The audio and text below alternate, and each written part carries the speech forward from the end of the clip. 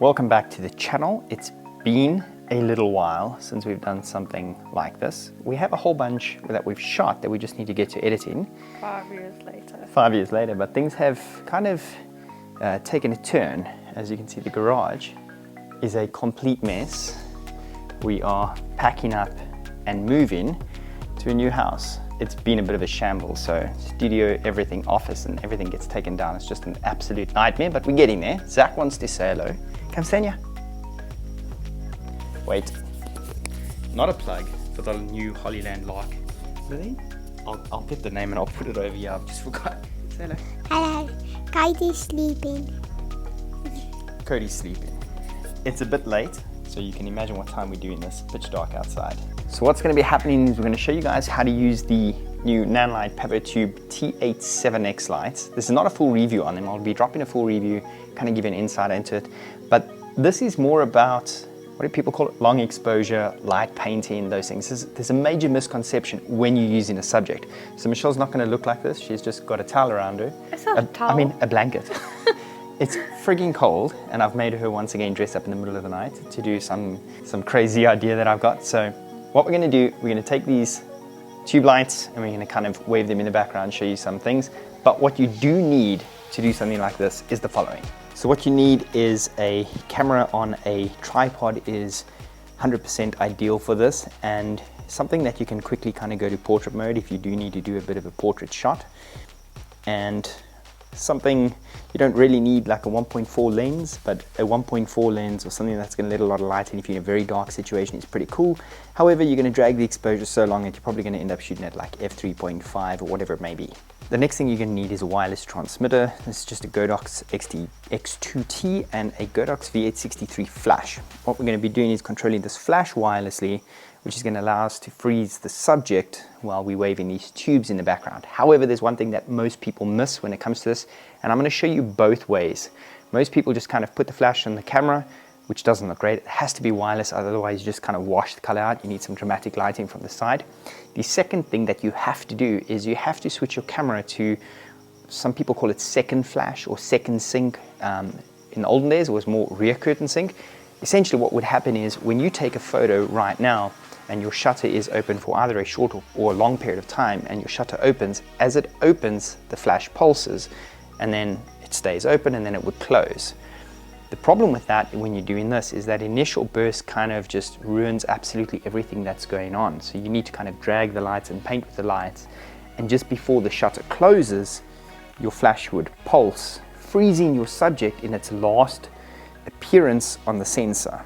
Remember, because this is all dark and the shutter speed is dragged out, your subject is going to be completely blurry if you're not using a flash, because a flash, as it pulses, and it pulses for a very, very short period of time, the sensor only sees that person lit up, and because it's so fast, they're frozen in time, meaning they will appear sharp even though you're dragging your shutter to like 2, 3, 4, 5 seconds. You can just pop this in, switch it on. Okay, so first things first, I'll show you the setup now, and this is one of the PavoTube T8-7Xs, and obviously when you get a PavoTube, you have to give it a bit of a Star Wars kind of, I mean, you can even hear it. Thank goodness for sound effects. Let me walk you through the setup quickly. Camera over here, 56mm lens. It's got a wireless transmitter. The 56mm is 2x craft factor, so it's 112mm. We may change it.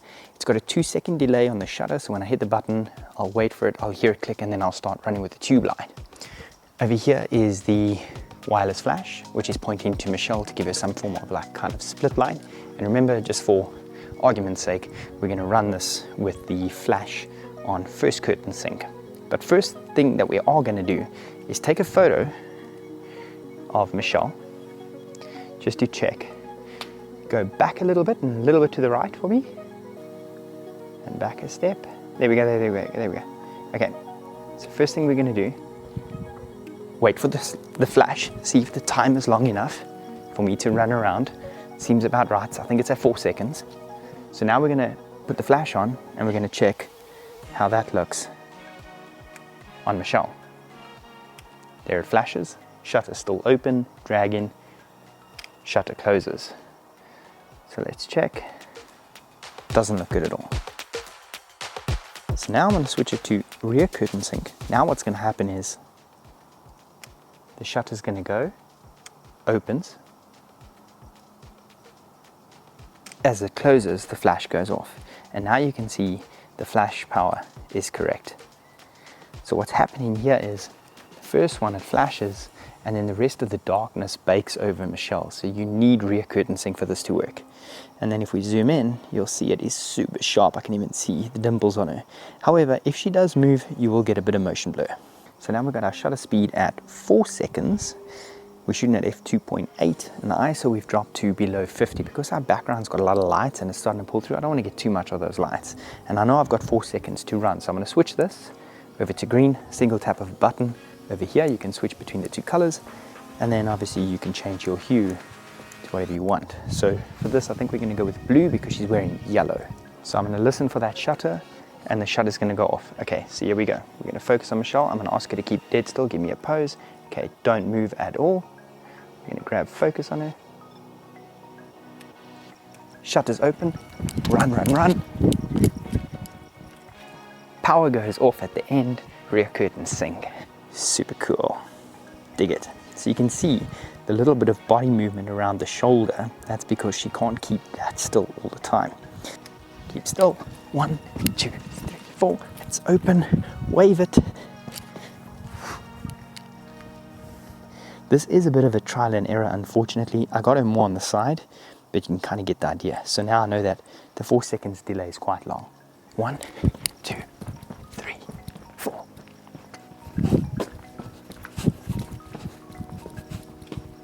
How sick does that look? You can actually see the streak of the Hollyland transmitter.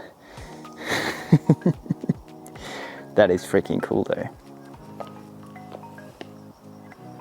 What do you think? Mm-hmm. Pretty rad. Yeah, I see the Hollyland too. Yeah. There, it's open. You kind of need to visualize what you're doing. Oh man, it's so sick. So what we're going to do is we're going to fill up the negative space.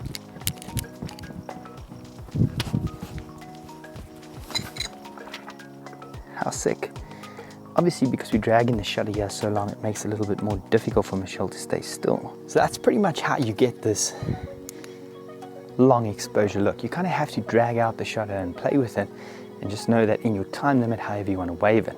Now, this type of stuff you can do with cars, you can do with people. Obviously, if your subject is static, it's okay to not have a flash and do it like that. However, as soon as your subject is moving, you need that rear curtain sync. So we're going to go into the studio quickly, and we're going to play around and get some cool shots. Probably play with like 2 or 3 lights, use these lights as well, and just like, I don't know, just kind of mess around, kind of, you know, making a pattern, kind of do like a bit of a, remember I told you those PavoTubes are strong? And everyone was like, no, they're so light and plasticky. I've smacked these a good couple of times. Shutters open, wave it, out.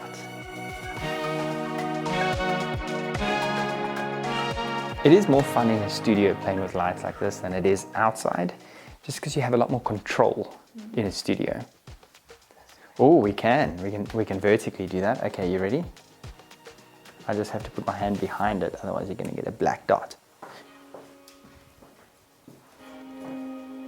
I felt like an idiot. Okay, so if you've made it this far to the video, thank you very much. We're not going to end it right here. We're going to get some cool, like, just photo, B-roll, just some cool shots using the PavoTube T8-7Xs for our full review video. So thanks for watching. Get ready for some cool shots and some B-roll and seeing what we do.